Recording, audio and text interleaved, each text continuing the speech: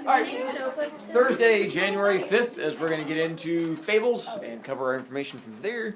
Let's see, if you went to your old book report, make sure you get it by the end of the day tomorrow. Then as far as this goes, it's going to help you guys. It's not going to be open to people at home, it's people out here. And with your notebooks, let's go ahead and make sure those are set up correctly. If you're at home, make sure you follow the same directions. Your old table of contents, you're going to cross out those old table of contents because we're done with that. Then turn till you get to whatever open pages you have towards your last homework and make sure those pages are also crossed out. If you have work on one side and a blank page, you're going to go through and make sure work on one side, cross out the other page. For any blank pages you have, make sure you cross those out. Do that for all of your pages until you get to your first set of 2 blank pages, and then you're going to put 2 big X's on those. And that's going to be my separator between second 9 weeks and third 9 weeks.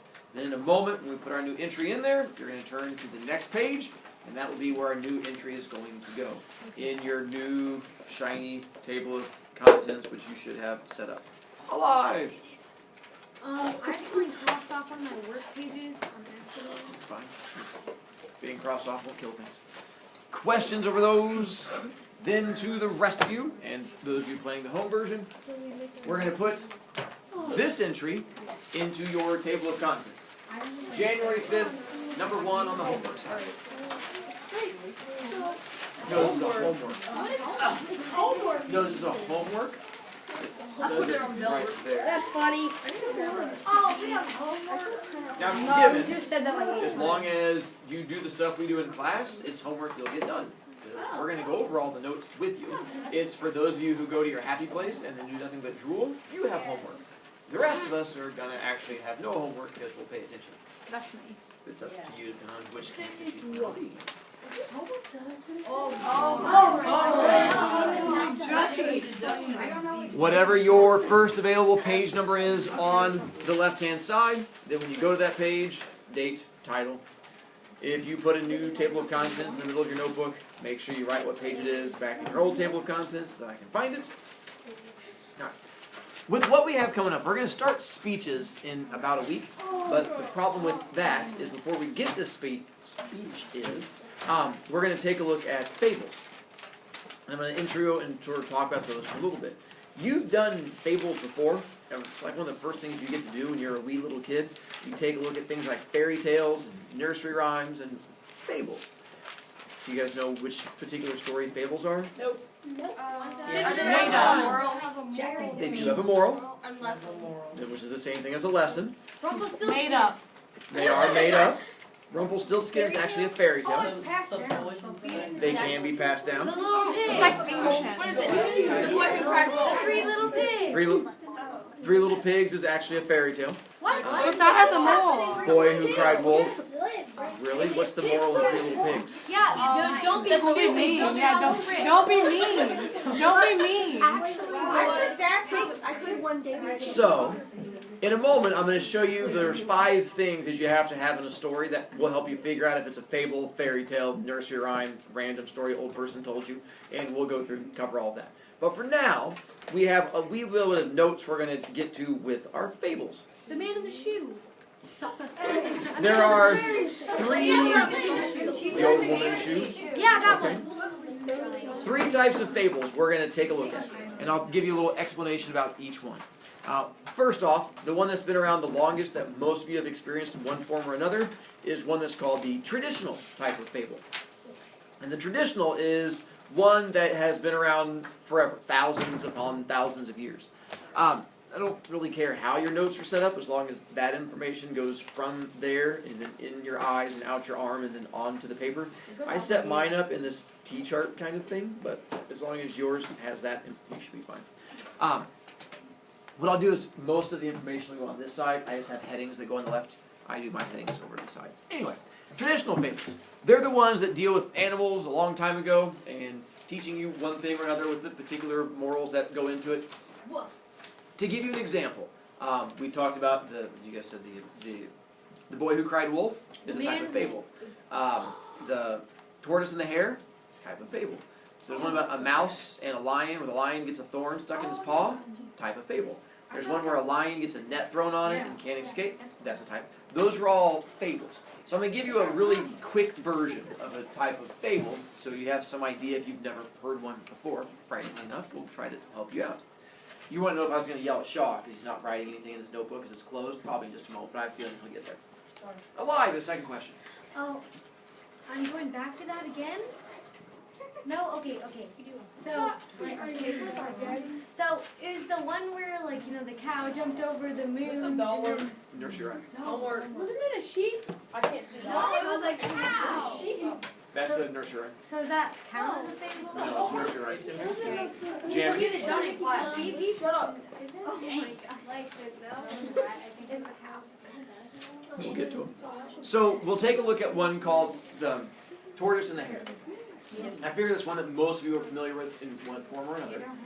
Oh yeah. Do you have a notebook? Is it in your locker? So we get out a piece of paper. Can't see they're doing nothing. So with the tortoise and the hare, actual piece of paper in your locker. Go check. I have a piece of paper. So we'll start off, you have the tortoise and you have a rabbit that are sitting in the woods going and talking to each other when the rabbit decides to pick a fight with the tortoise. It says, hey, I bet I'm faster than you if we were to get into a race. The tortoise is like, yeah, probably. The hare's like, you want to take off? Yeah. He goes, well, let's give it a try. And so the hare goes, we'll race from here, and he draws a little line in the dirt, all the way out to the edge of the forest. The turtle's like, okay, well, let's give it a try. And the hare goes, start, go! And the hare takes off running as fast as he can. And the tortoise does this little mosey thing, mosey, mosey, mosey. And the hare gets halfway across the whole forest. He turns around and sees the fact that the tortoise is going so slow, the hare just starts laughing. He's like, ha ha, you'll never make it. So he decides to just lay down and take a nap in the middle of the road, because always a solid choice. So he just lays down and starts snoring and sleeping right there. The tortoise just keeps turtling along, turtle. And eventually he crosses where the rabbit is and goes really quietly past him because turtles, like a tortoise and a turtle, turtles go by really slowly. He's turtle slowly, and hustles right past it. Gets almost to the finish line when the rabbit suddenly wakes up, looks around, sees the fact that the tortoise has almost made it all the way to the finish line, takes off running as fast as he can, cursing himself, curse my little bunny feet, and then dives for the finish line and puts out his little ears to try and cross it, and right as he slides, the tortoise puts out his head and crosses the finish line first and goes, booyah diggity, I win. And it turns out the hare learns a lesson. And what lesson does the hare learn? Slow and steady wins the race. Slow and steady wins the race. The idea not to race through something, take your time. Now, when you take the NWEA, it doesn't do you any good to be the first one done. Be like, woohoo, now I get to take a nap. What? I scored one. It doesn't help you out. Take your time, do your best, something like that. That's the moral you're supposed to get from it.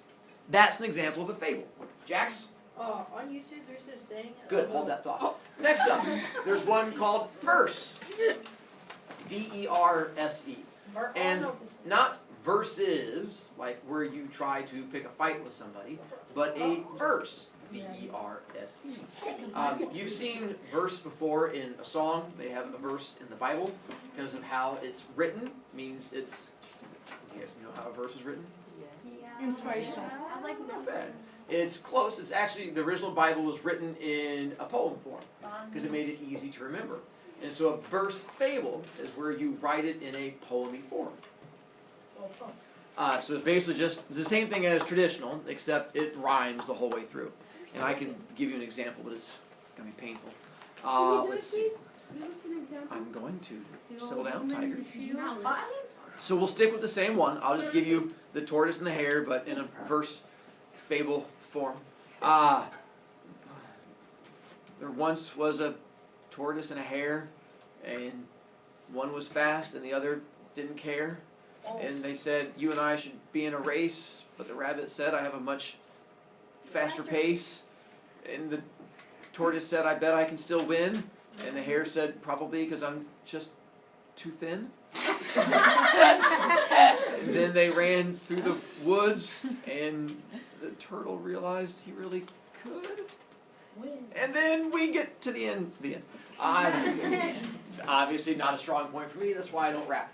And so that would be an example of a verse fable. The last one we're going to take a look at is one called a modern fable. Modern day murder. The modern. Do you guys know what the word modern means? What is modern? Recent. Right now. Nicely done. Like the TV show Modern Family is called that because their family is supposed to be based off of how our families are today. So modern. I'm going to introduce you to a very technical term. It's called today-y. A modern fable uses today-y stuff in its fable. As an example, we'll do that same fable again, but we'll do it in a modern version of the Tortoise and the Hare, which I should do a little bit better at since I don't have to wrap it.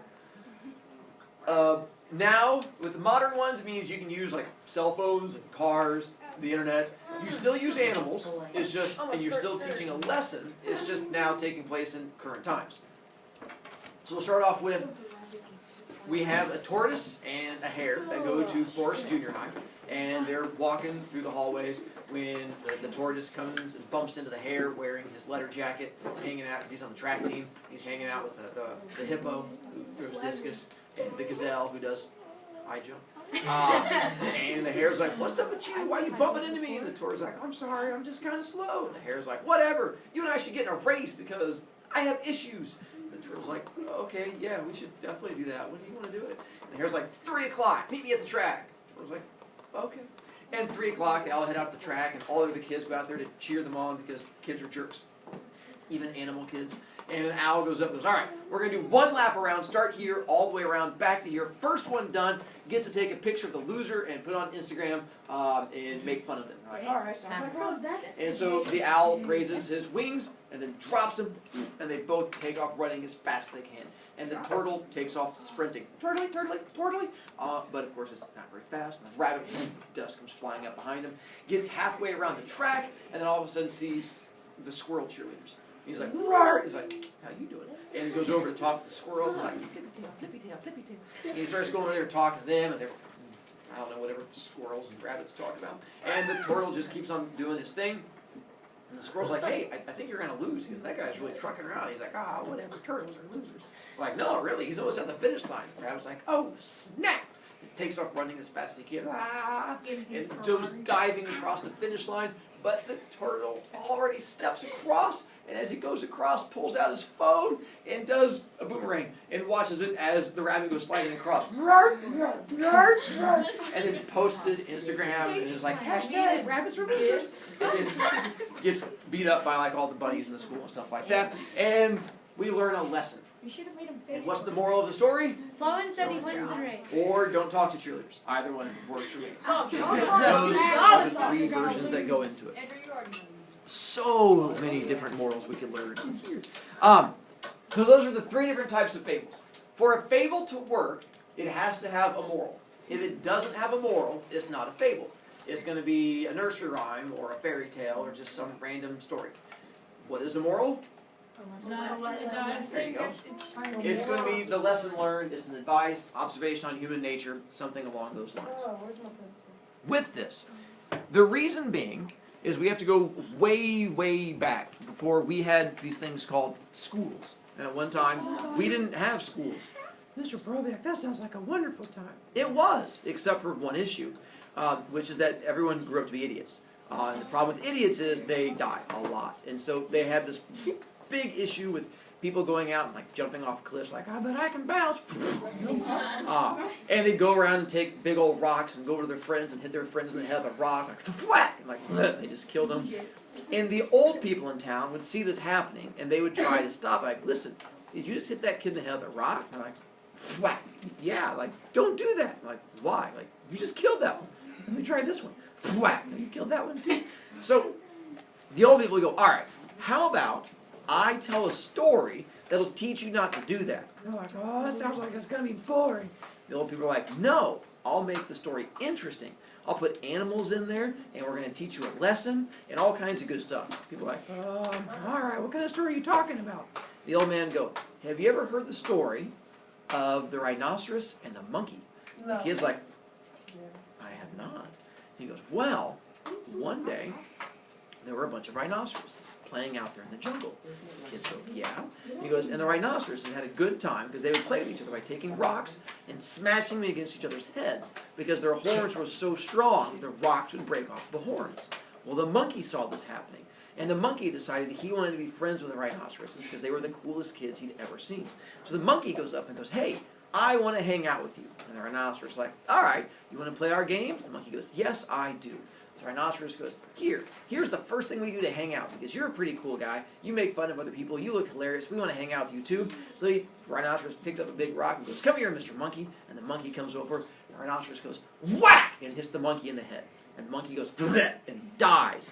And the rhinoceros goes, no! And drops the rock on the ground. And the rhinoceros learns from that day on, if you want to be friends with someone, you should never hit them in the head with a rock. And the kids listening to the story goes, that's genius! I love that story! And that's how fables began. They essentially just started as a way for old people to keep young people from being idiots and killing each other. And from there, it sort of grew.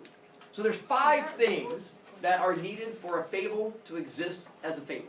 If not, it's just a weird, creepy story. The first most important thing, well, what is it every fable has to have? A moral. Well done. If it doesn't have a moral, if it's not teaching you something, it's just a weird story that some old person's telling you to keep you entertained. So you have to learn something from it. And a moral, it sometimes can just be advice, it can be an observation, it can be something like slow and steady wins the race. It can be you should never put a bottle rocket in your mouth. It can be don't hit your friend in the head with a rock. It should be humans don't bounce when they jump off cliffs. Whatever advice is going to be, something that's going to make you a better person in one form or another. Next, the characters. Most fables have the same type of character. Because if you want kids to pay attention to your fable, you can't make it about old people. You can't say, listen, I'm going to tell you a story about me and my friend Bobby when we were kids. Kids are going to tune you out right away. If you want them to pay attention, who are your characters going to be? Animals. Animals. They're small, they're fluffy, they're fun to eat, it works out well. Animals are going to be your main characters. Now, not always, because we have like The Boy Who Cried Wolf, and that one. But that one's about a boy. That's right. And what eats him? A wolf. So usually you're going to have an animal in the story somewhere, even if the animal's not the main story. Yeah, the wolf eats the boy. It's such a fun story. Which is going to lead us to number 4 in just a moment. Can you 3. Story? What? I want to hear that story. Yeah, can you tell us that story? It's almost like you guys want to learn. This is school. It has no place here. 3, if you want kids to pay attention to the end of your story, get all the way through it, how long should your story be? Short. Unlike school, they should be short. And so by short, fables are generally like 1 to 2 paragraphs. Really epically long ones are 4 paragraphs. If you go too long, a kid tunes you out and they're not going to learn not to hit each other in the head with rocks. They're just going to hear, what? You hit people in the head with rocks? I'm good. And they just go whack, whack, whack. And you hit people in the head with rocks. So you have to make sure you get to the learning part of it really quickly. That's a donkey. Number 4, wow, so much just getting rid of the beat voice today. I know it's an exciting day for the year. 4 is the tone of the poem, or how the poem should feel to you. Well, much like how I run my class, in theory, they're supposed to be somewhat humorous or funny, because fables should not be depressing. You want to make sure kids are entertained by your fable. Now, not like, right, people can die and still be funny. It shouldn't be knock-knock joke funny. You're not like, knock-knock, who's there? Monkey. Monkey who? Monkey hit the head with a rock. Not along those lines. But at the same time, you can have death, just don't make it depressing death. One day there was a chipmunk, and he had cancer. He would vomit blood every... No! That's not where you want to go. You can have a death, like with a monkey getting hit by a rock. That's hilarious. Or a boy getting eaten by a wolf. That's hilarious. But not like depressingly wise. You should have upbeat and happy deaths as much as a death can be happy. And then the last one, number 5, is the age of the person they're aimed at. At what age do you stop being stupid? 7. It's a trick question. Never. You never stop being 18. stupid. Oh. Hopefully you've heard this new invention called YouTube. You go to Yeah. YouTube, Yeah. and there's old people on there being stupid too. Hillbillies going, watch me do this, Bobby. You're like, oh, Bobby's gone. And so you're never too old, which is why fables are aimed at people of all ages, because you're never too young to learn that you shouldn't hit your friends in the head with a rock. Unfortunately, I'm not done. I have a bit more we're going to go on. If you fill up one page, because I packet and work this way. And you need to go on to a second page. Should you go on to the right-hand page right there? No. Because what's that used for? Bell numbers. What page do you go to? The next page. Some of you might fit it all on the same page. I just know some of you guys are going to go on to the next page. With all of this, there's one guy who made fables famous years and years ago. His name begins with an A, not Dr. Seuss. Albert Einstein. Albert Einstein is not the right answer at all. Kira? Kira? Go help the new person? Yeah. That's fine. Go help the new person. Andrew. Jamie? This guy, Aesop. So we're going to take a moment to learn about Aesop. A-E-S-O-P. Aesop. And what it'll be is most books about fables will be called Aesop's Fables. Because he's the guy that made most fables, the most famous ones out there. Aesop died just a couple of years ago. It was on the news. It was a pretty big deal. He lived roughly from 620 to 560 BC. So, I know. What? Your parents might have gone to the funeral. What? This is where I have no idea how time works. He lived a long time ago. 620 to 560. He lived roughly before dinosaurs. He died and dinosaurs came out from his bones. Aesop was a guy that lived in Africa and grew up in a small village that was out in Africa. And he was the kid that paid attention to all these stories that were being told back and forth. Whenever the old people in town would tell the story about the rhinoceros and the monkey, he paid attention. When they told the story about the dolphin and the jellyfish, he paid attention. And he just absorbed all of these different stories that were being told out there and just listened and brought them all into who he was until one day, hanging out in his village, these people showed up named the Greeks. And the Greeks had this fun hobby called conquering. And they would go and conquer any random place they could find. They would show up with swords and big pointy sticks and go, hey, we're here to take over your village. And people would fight back. And they go, who wants to fight back? They're like, I want to fight back. They go, they stab that person. They go, who else? Like, I'm not fighting back. Like, good choice. Once the Greeks took over your village, they gave you two choices. Choice one, they could kill you on the spot. Like, oh, what's the second option? Option two, you can become a slave and come back to Greece. Like, we don't care which one you go with. We're pretty open. We can either kill you now, or you can come back as a slave. When the Greeks took slaves, it was not like how America did slaves with racism. With the Greeks, they took everyone as slaves, regardless of the color of your skin, religion, who you were. It's just whenever they took over a new country and conquered it, they gave the prisoners of war an option. We can kill you, or you can come back and be a slave. Like, oh, I don't want to die. Like, oh, slave it is. When you came back as a slave, you could earn your freedom. It was not a permanent thing. You were only a slave until you proved that you were worthy to society. For some people, they could do it in 2 years. Other people, it would take them 10 years. And once you prove that you are a worthy member of society, you earned your freedom. Well, Aesop does the whole I don't want to die option, so he comes back as a slave, goes to Greece. He was an African slave who was then taken to Greece and lived there for several years. One day, on this farm that he's working on, he sees a bunch of kids running around with big rocks and smacking each other in the heads. He was like, whoa, what are you guys doing? They're like, thwack, hitting each other in the head with rocks. He's like, haven't you ever heard the story of the rhinoceros and the monkey? They're like, thwack, no. He was like, well, let me tell you. And he tells them the story about the rhinoceros and the monkey, and they're enthralled, like, that's the best story I've ever heard. He goes, well, you're welcome. They go, do you have more stories? He goes, yeah. Have you ever heard the story of the dolphin and the jellyfish? Like, I have not. He goes, well, and he starts telling them the next story. And he starts going through all these stories, and the kids are fascinated. Like, oh, I never knew you shouldn't hit someone in the head with a rock. Or, I never knew you shouldn't put explosives in your mouth. These things are great. We should have like a building you go to learn these things. And they're so excited, they go back and tell their father. They're like, hey, there's this guy out there on the farm who's like telling all these wonderful stories, and we're actually learning from them.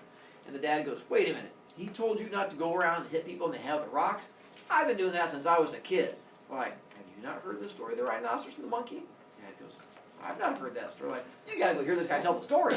So the dad goes out there and listens to him, and he's fascinated by it. So the dad tells his friends, and his friends start bringing their kids over. And it starts spreading from person to person. And they all come back to listen to Aesop tell these stories. Not just because they were entertaining stories, but Aesop was a great storyteller. When he spoke, he was just fun to listen to. And so people start flocking in.